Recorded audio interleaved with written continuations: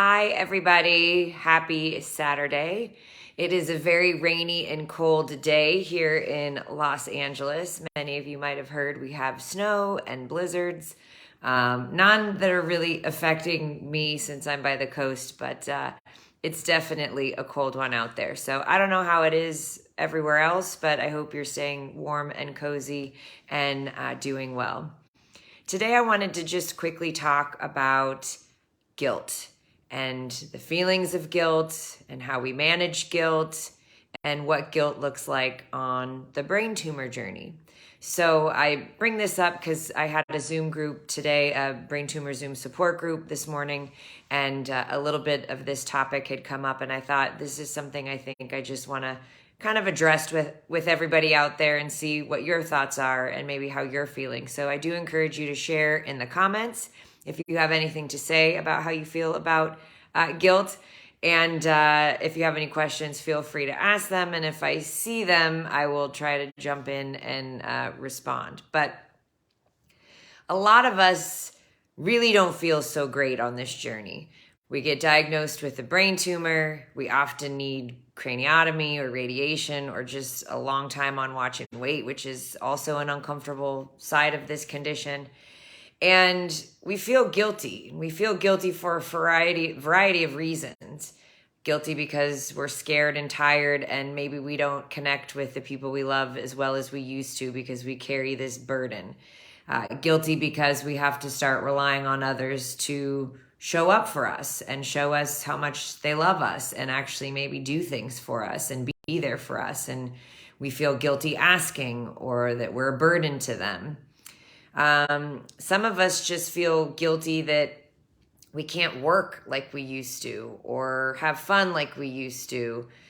We feel guilty that we don't enjoy the things that we used to enjoy, or that we're cranky and tired and fatigued and emotional and all of these other things that this kind of roller coaster journey puts us on.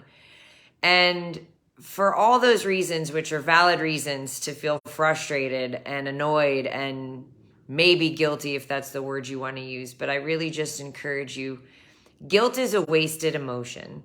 If you are a good person, if you are doing the best that you can in your days and in your life, if you're putting forth your best effort to heal, to recover, to make sure that you can show up as the best version of you on the other side of this diagnosis, then you are doing all you need to do, and you have no reason to feel guilty at all for how you're feeling, what you need, and how you show up to the world. So if you show up in a way that you don't like, and you can look back and see that, you can always apologize. Hey, I wasn't having a good day and I might have bit your head off, but I'm actually going through a lot, and it has nothing to do with you. And you can go back and make that apology, but you don't have to carry any kind of guilt with it. If you have a great husband or a great sister, or, great coworkers that don't really understand what you're going through, that show up for you and maybe say, we need you, like, you seem fine, you're doing great, like, you look beautiful, whatever it is. Don't feel guilty. Don't feel guilty that you have to let them down because you're not doing as great as they think that you are. It's just not worth it. We have enough on our plates, and we don't need to add guilt to it. Let me see. I see a couple of you watching. And unfortunately, Christina, I can't see if you have a question or not, but I do see you. So hi everybody watching. Happy Saturday. You're maybe chilling at home like I am, stuck in some warm clothes. But anyhow, I know oftentimes I would find myself feeling guilty for maybe not wanting to drive as much as I used to. I'm on the other side of this condition. I really don't like driving at night. I don't really like driving at all. And so I like a lot of times to have my boyfriend of 23 years do the driving, and asking him to drive sometimes would make me feel guilty. And I'm like, I don't need to feel guilty for that. I'm just maybe not as confident with this as I used to be. Christina, I can read your message now. Congrats on your craniotomy in January, at the end of January. I did see some messages you left on our page, and I'm happy to know that you are on the healing side of this. part of this journey comes with a lot of frustration that everybody thinks we look fine. And a lot of us do look fine, and we don't have a terminal illness, and we are going to be okay. But it doesn't change the fact that we are challenged, and we're challenged with fatigue, and we're challenged with weird symptoms, and we're challenged with being very overwhelmed in situations like loud parties or meetings where there's just a lot going on. All of a sudden, our brain, especially post a craniotomy, it's like paying attention to a lot of other things. It's a really bizarre thing to explain and not something that people will understand, but many of you probably know and go through this. And so we have to really manage our minutes, and we have to manage our time in a way that leads us to be the best selves that we can be, right? So if we want to show up for others and feel less guilt by being present and being able to give in the way that we used to, we really do have to manage our energy levels and our time and kind of the commitment we have to ourselves so that we can actually show up and be committed to others. So I really just encourage you, do what you need to do for yourself. Don't feel guilty about being selfish. Take time,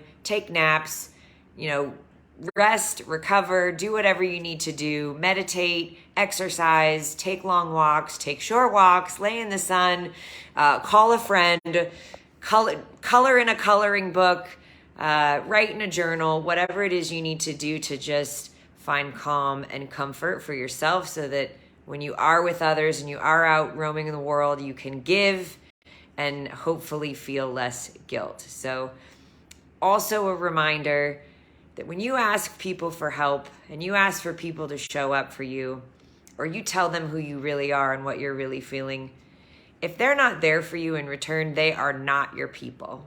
And this is sometimes a hard thing to grasp because you might have friends for 10, 15, 20 years, maybe longer, family members that you just expect to be there for you, and they're not. It is your right, and I am all for requiring the people who claim that they love you and they're there for you to actually show up for you, because that's what life's all about. If you're the person that if your friend called and they're having the worst day of their lives and they need you by their side to hang out and drink a glass of wine with, and you show up, you should be able to expect the same from them, especially in a time like this when you are managing a challenging diagnosis. And if they don't show up for you, really take a moment to reassess. You don't have to feel guilty that you're the odd man out with this brain tumor and you don't fit in anymore. You don't need to have any of those feelings. They need to show up for you and meet you where you're at because you've been through something traumatic and things look a little different now. So that's kind of my little Facebook Live for today. I don't see any questions. Love seeing you guys if you're watching. Hello, Lisa. Hello, Laura. Hello, Barb. Hello, Carrie.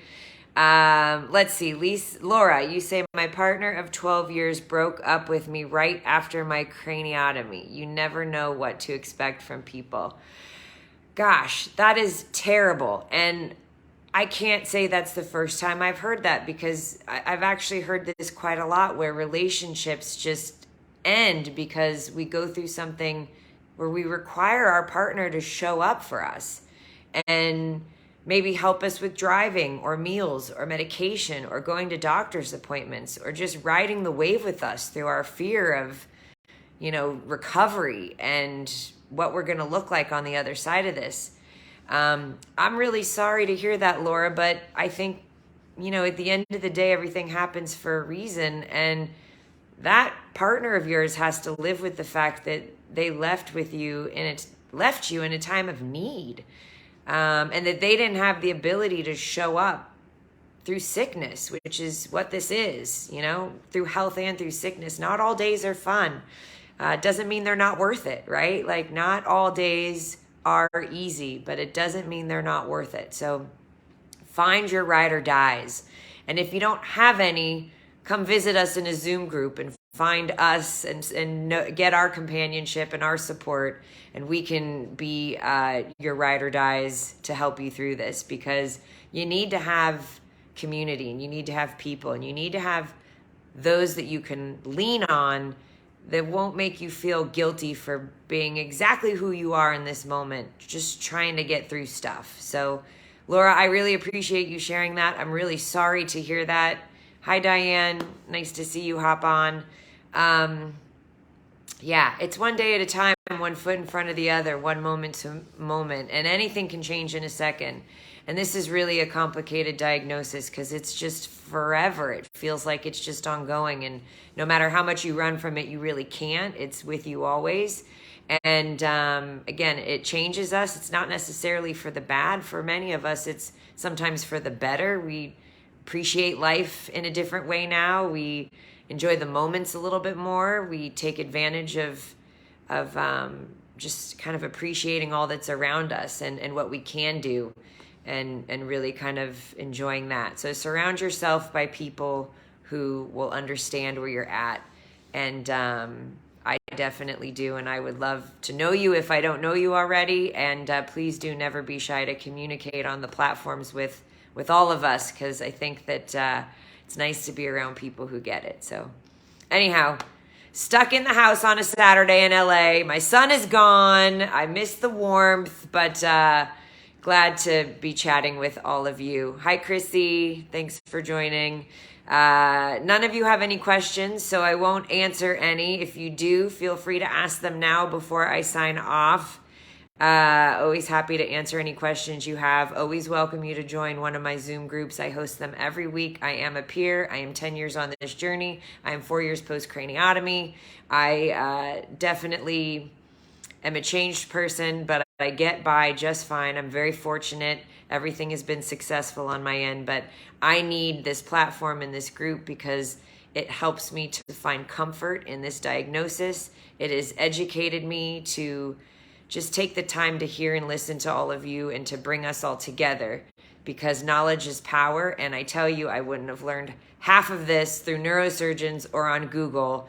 A lot of what I've learned on this journey and comfort I've found on this journey has been through knowing all of you who reach out and connect with me. So thank you for being a part of my life in that way, and to educate me and guide me on this journey, because we're all on it together. Hi, Patricia. Nice to see you here. So have a great day, everyone. Have a great weekend. Stay warm, stay dry, and see you next time. Take care.